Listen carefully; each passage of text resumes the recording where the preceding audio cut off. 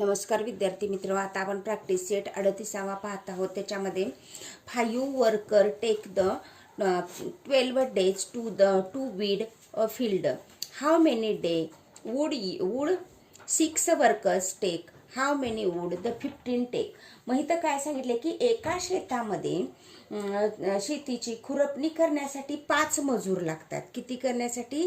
Weed म्हणजे weed काढण्यासाठी किती मजूर लागतात? 5 मजूर 12 दिवसासाठी लागतात. किती? 5 मजूर 12 दिवसासाठी लागतात. तर 6 मजुरांना तुम्ही किती दिवसात किती दिवस लागतील? शिवाय इथं सांगितलंय जर तुम्ही 12 ऐवजी जर 5 ऐवजी जर 15 जर घेतले तर किती दिवस लागतील तुम्हाला? तर ह्याच्यामध्ये आपल्याला काय करायचं, हे इनव्हर्स प्रोपोर्शनचं काय आहे, गणित आहे. म्हणल्यानंतर आपण इथं काय करायचं, पहिल्यांदा नंबर ऑफ द इथं काय लिहायचं, गणित प्रॅक्टिस सेट इथं 38वा आहे. ह्याच्यामधलं पहिलं गणित आहे.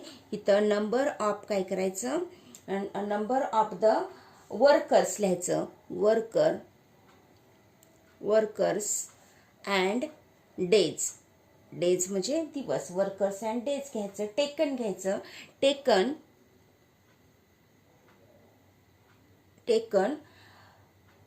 टू द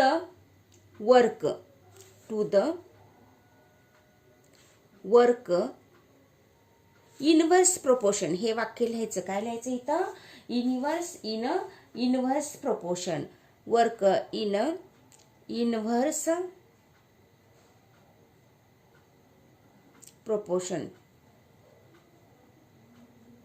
प्रोपोर्शन हे वाक्य लिहायचं. मग आता आपण लिहिताना काय करायचं, इथं पहिल्यांदा वर्कर घ्यायचे. WRKR वर्कर घ्यायचे. परत चार्ट मारायचा इथं आणि इथं तुम्हाला डेज घ्यायचे. काय घ्यायचं? डेज घ्यायचं. आणि आता पहिल्यांदा काय लिहायचं ह्या चार्टमध्ये, पहिल्यांदा इथं 5 वर्कर आहेत. 5 वर्कर कितीसाठी आहेत? 5 साठी आहेत. म्हणजे इथं 5 वर्कर आहेत आणि डेज किती आहेत? किती? 12 डेज आहेत. आणि आता आपल्याला काय करायचं, 6 वर्कर घ्यायचे आहेत. किती घ्यायचे आहेत आपल्याला? 6 वर्कर घ्यायचे आहेत. आणि 6 वर्करसाठी आपल्याला माहिती आहे का? नाही. म्हणून आपण इथं काय करायचं, एक्स म्हणायचं. काय म्हणायचं, ह्याला आपल्याला माहिती नाही. मग आता आपण याच्यामध्ये कसं करायचं, इनव्हर्स प्रोपोर्शननं काय करायचं, आपण सोडवाय घ्यायचं. मग नंबर ऑफ द इथं ह्या दोन्हीचं मल्टिप्लिकेशन करायचं. काय करायचं, 6 इंटू एक्स घ्यायचं. काय करायचं, 6 इंटू एक्स घ्यायचं इज इक्वल टू 5 इंटू 12 घ्यायचं. मग इथं किती आलं, 6x आलं आणि 6x आलं आणि इथं किती, 12 पंचे 60 आलं. म्हणजे x बरोबर 60 divided by 6.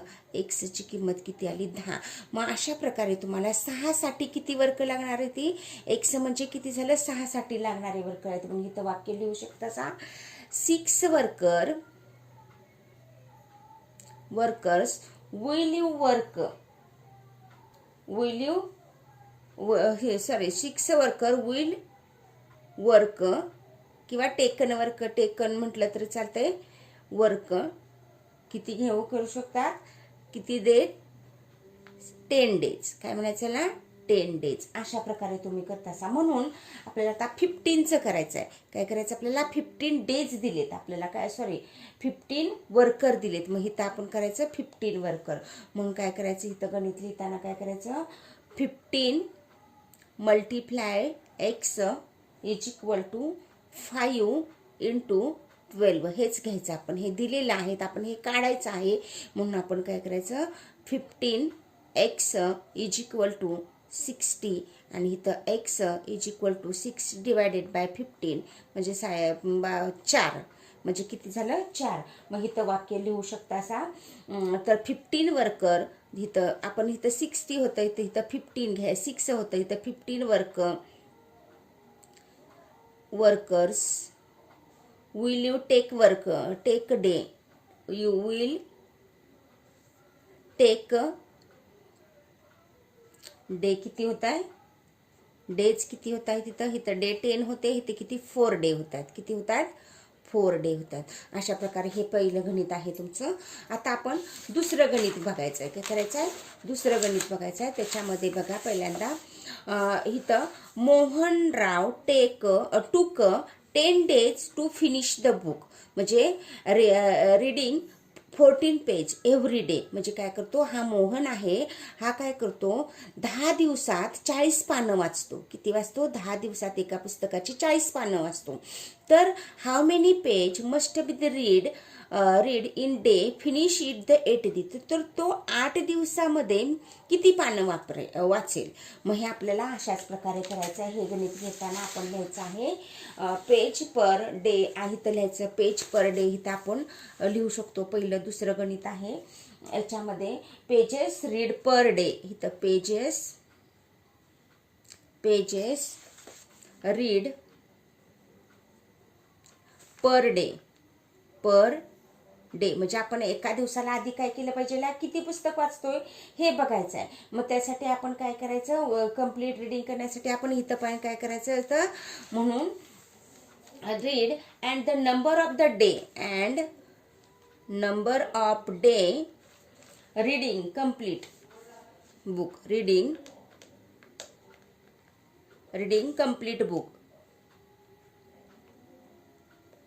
Book inverse proportion.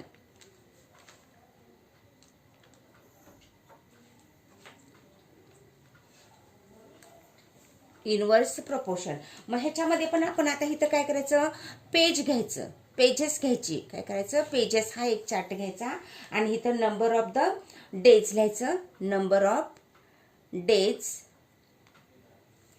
Complete reading book, COM complete reading book, completing read book. मग अशा प्रकारे काय करायचं आपण इथं कम्प्लीट. पहिल्यांदा काय केलंय त्याने, इथं सांगितलं की 10 दिवसात, इथं पेजेस किती 40 पेजेस आहेत. 40 पेजेस 10 दिवसात किती 10 दिवस लागतात, 10 days लागतात. मग आपल्याला काय सांगितलं 8 डे दिलेत. काय केलेत आपल्याला 8 डे दिलेत आणि आपल्याला पेजेस दिलेले नाहीयेत. म्हटल्यानंतर आपण काय करायचं, पहिल्यांदा x multiplied by 8 is equal to 40 multiplied by 10. मग इथं किती आलं 8x आलं बरोबर, इथं 400 आलं. किती आलं इथं 400, 4 10 40, 40 गुणिले 10 म्हणजे 400 आलं. म्हणजे x डिवायडेड बाय 400 आणि इथं 8. मग इथं तुम्हाला किती होऊ शकतं 8 पंचे 40, म्हणजे इथं तुम्ही 50 पुस्तकं, म्हणजे 50 म्हणजे 8 दिवसासाठी तुम्ही किती वाचू शकणार 50. म्हणून इथं लिहायचं 15 पेजेस शुड बी रीड. किती दिवसासाठी 8 दिवसासाठी किती 15 pages should be read for 8 days. अशा प्रकारे हे तुमचं दुसरं गणित आहे. आता तिसरं गणित आहे. गणितामध्ये सांगितलंय Mary cycles at the 6 kilometre per hour. काय सांगितले, मारी काय करते, मारीची सायकल तासाला किती चालते, एका तासाला 6 किलोमीटर चालते. आणि how long she take reach her the aunts, म्हणजे तिच्या त्या काकाच्या घरी मावशीच्या घरी जायला किंवा काकाच्या घरी अंट्स हाऊस 12 किलोमीटर. मग तिचं तिथून घर किती किलोमीटर आहे मावशीचं 12 किलोमीटर आहे. तर C cycle is spent 4 kilometre hours. मग काय केलं जातं, तिचा 4 तास काय होतो, तिला अंतर तिचं मावशीचं किती आहे 12 किलोमीटर आहे. तर तिला तिथं जायला किती वेळ लागेल, तर इथं सांगितलंय. आणि नंतर तिची सायकल 4 तासामध्ये किती अंतर कापेल, म्हणजे किती वेळ तिला लागेल, असं गणित आहे. कळलं का तुम्हाला, म्हणजे काय आहे, मारीची सायकल 6 किलोमीटर एका तासाला चालते. तर तिच्या मावशीचं घर 12 किलोमीटर अंतरावर आहे, तर तिला किती वेळ लागेल. तसंच तीच सायकल 4 किलोमीटरमध्ये किती अंतर कापेल. अशा प्रकारे हे तुमचं काय आहे गणित आहे. तर आपण हे गणित आपण आता सोडवायचं आहे. तर पहिल्यांदा काय लिहायचं इथं की speed per time taken is covered लिहायचं डिस्टन्स. पहिल्यांदा तिसरं गणित लिहिताना काय लिहायचं, speed per time, speed per time, speed per time taken cover distance, taken covered distance, distance. मग काय करायचं, इनवर्स प्रोपोर्शन लिहायचं, इनवर्स प्रोपोर्शन. हे वाक्य लिहिलं पाहिजे, इनवर्स प्रोपोर्शन. मग अशा प्रकारे आपण लिहू शकतो इथं. आता इथं आपण स्पीड लिहायचं, स्पीड, नंतर टाइम लिहायचं, टाइम लिहायचं, आणि नंतर डिस्टन्स लिहायचं. मग अशा प्रकारे तुम्ही चार्ट काढू शकता. असा काय करू शकता, असा चार्ट. आता इथं 6 km पर किती, आपण 6 तासात आपण किती, तिनं काय सांगितलंय, 6 तासाला एक 12 किलोमीटर आहे. हे एक्स आवर्स आहेत. हे काय आहे, एक्स आवर घ्यायचं. इथं 12 आवर्स लिहायचं, 12 आवर्स, 12 किलोमीटर, सॉरी 12 किलोमीटर घ्यायचं इथं. आणि इथं 4 किलोमीटरला काय लिहायचं, वाय आवर्स लिहायचं. इथं 12 मीटरच लिहायचं. किती लिहायचं, 12 किलोमीटरच लिहायचं. म्हणजे तुमचं 6 तासाला एक्स टाइम आहे आणि 4 तासाला एक्स टाइम. ऑलरेडी तिनं इथं दिलंय, एका तासाला आपण 6 किलोमीटर काढू शकतो, पण 6 किलोमीटर परत आपल्याला अंतर काढायचं आहे. म्हणून आपल्याला तरी 4 आणि 6 आणि 12चं काढायचं आहे. काय करायचं आपल्याला, 6 आणि 12चं काढायचं आहे. म्हणून आपण काय करायचं, स्पीड इंटू टाइम. आपण इथं सूत्र लिहू शकतो, स्पीड इंटू टाइम. अशा प्रकारे तुम्ही स्पीडचं सूत्र लिहू शकतो. आणि हे काय आहे, टाइम जे आहे ते तुमचं कॉन्स्टंट आहे. हे काय आहे, स्थिर आहे. हे जर 12 किलोमीटर आहे आणि ह्याचं पण 12 किलोमीटर आहे. म्हणून टाइम इज अ कॉन्स्टंट इथं पण लिहू शकता. सा टाइम इज अ कॉन्स्टंट. काय करायचं, कॉन्स्टंट किंवा स्थिर आहे म्हणून सांगायचं. म्हणून परत आपण इथं चार्ट लिहून हे गणित करून घ्यायचं आपल्याला. 6 multiplied by X is equal to 12. म्हणजे इथे किती येते, 6 एक्स बरोबर 12. म्हणजे किती येते, एक्स इज इक्वल टू 12 भागिले 6 बरोबर एक्सची किंमत 2 आलं. म्हणजे इथं 2 आवर्स आले. किती आले, 2 आवर्स आले. आता तसंच आपण इथं 4 multiplied by Y is equal to 12. इथं 4y आलं आणि इथं 12 आलं. म्हणजे इथं Y is equal to 12 divided by 4. म्हणजेच किती आलं इथं तुम्हाला, 3 आलं. म्हणजे इथं 3 आवर्स आले. किती आले तुमचे इथं, 3 आवर्स आले, आवर्स आले. मग अशा प्रकारे Mary take the 2 hours for 6 kilometre. 6 किलोमीटरला किती करते, 2 तासात 6 किलोमीटर अंतर कापते.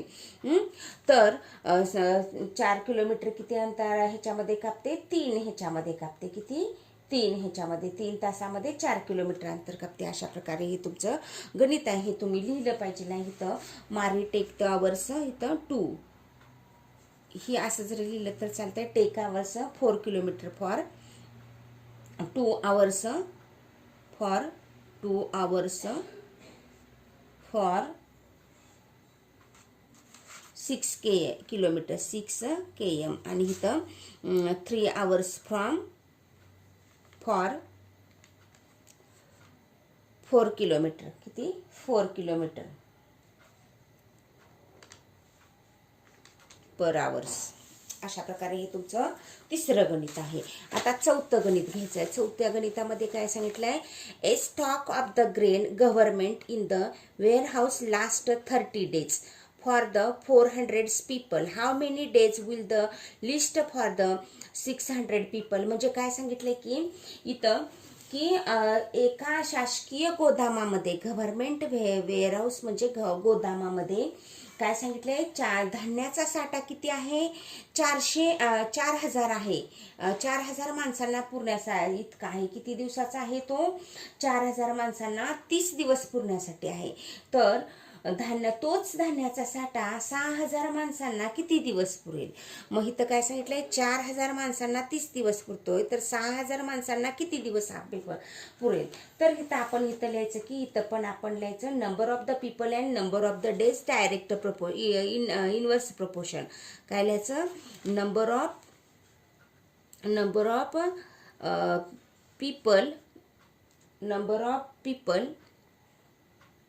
people and the number of days is a direct inverse proportion.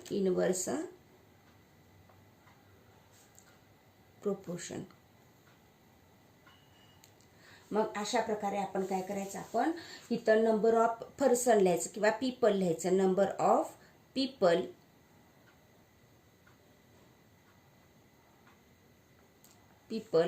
आणि इथं नंबर ऑफ डे लिहायचं, नंबर ऑफ डेज लिहायचं.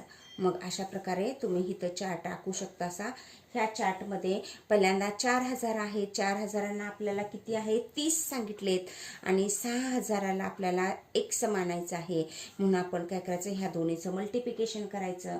4,000 गुणिले 30 करायचं आणि इथं 6,000 गुणिले x करायचं. म्हणजे इथं किती येणार, 30 0 0 30 0 0 30 0 0 परत 30 3 चौक 12 म्हणजे 120. किती आलं इथं 120 आलं. किंवा असं पण करू शकता, असं की हे आहे असं 4,000 घेऊ शकता, असा गुणिले 30 घेऊ शकता, असा इथं बरोबर इथं x आणि हे 6,000 आपण इथं खाली घेऊ शकता. असा 6,000 ह्या 3ला हे 3 गेले, ह्या 3ला हे 3 गेले, 6 1 6 6 5 30 आणि इथं किती येते 6 5 30 आणि 5 चौक 20. म्हणजे हे x तुम्हाला किती लागतील, ते नंबर ऑफ डेज किती लागतील 20 लागतील. म्हणजे काय लिहायचं, तर the stock of the grain will the the for इथं लिहू शकता. असा